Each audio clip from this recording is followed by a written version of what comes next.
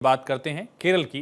केरल जहां एक तरफ नारियल के पेड़ झूमते हैं, बैक वाटर्स में नावें तैरती हैं, वहीं दूसरी तरफ एक और चीज बड़ी तेजी से बढ़ रही है, ड्रग्स।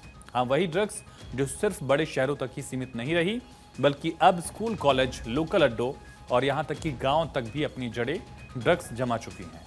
केरल में पिछले कुछ सालों में ड्रग्स के मामले ऐसे बढ़े हैं जैसे मानसून में हरियाली।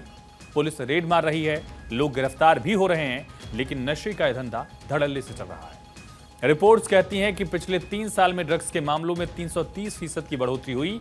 बढ़ते ड्रग्स की वजह से केरल में एक युवक की एमडीएमए ड्रग्स की ओवरडोज की वजह से जान चली गई। पुलिस की कार्रवाई से बचने के लिए युवक ने एमडीएमए ड्रग्स की 2 पुड़ियां निगल ली, जिसके बाद उसे कोझिकोड के मेडिकल कॉलेज में भर्ती कराया गया था। हालांकि ओवरडोज से उसकी मौत हो गई। मृतक की पहचान 28 साल के शनिद के रूप में हुई है। केरल अभी पंजाब से भी खराब स्थिति का सामना कर रहा है, कुछ लोग ये भी कह रहे हैं, क्योंकि 2024 में केरल में 24,517 ड्रग्स से संबंधित मामले दर्ज किए गए, जबकि पंजाब में संख्या 9,734 थी।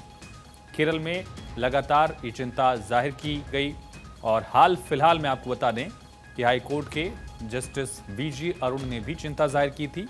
उन्होंने हाल में कहा था कि हम उसी स्थिति तक पहुंच गए हैं जहां विधानसभा को अपना सामान्य कामकाज स्थगित करना पड़ा ताकि इस सामाजिक समस्या पर विचार किया जा सके।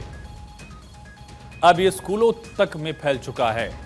केरल में ड्रग्स के मामलों में 2021 से 2024 तक दरअसल 330% की वृद्धि हुई है।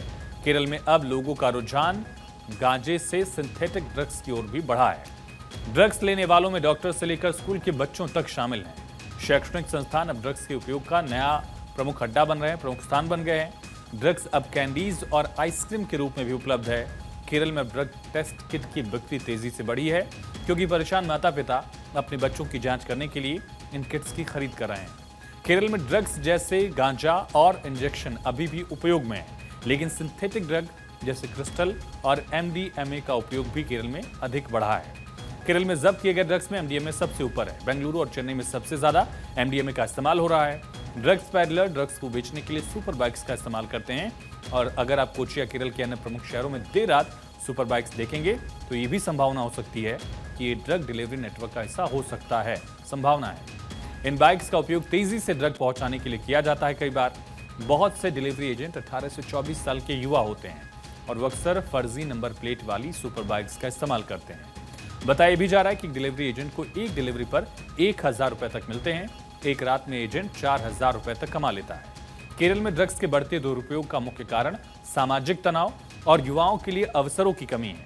केरल में उच्च गुणवत्ता वाली शिक्षा और नौकरी के अवसरों की कमी के कारण युवाओं में निराशा बढ़ रही है।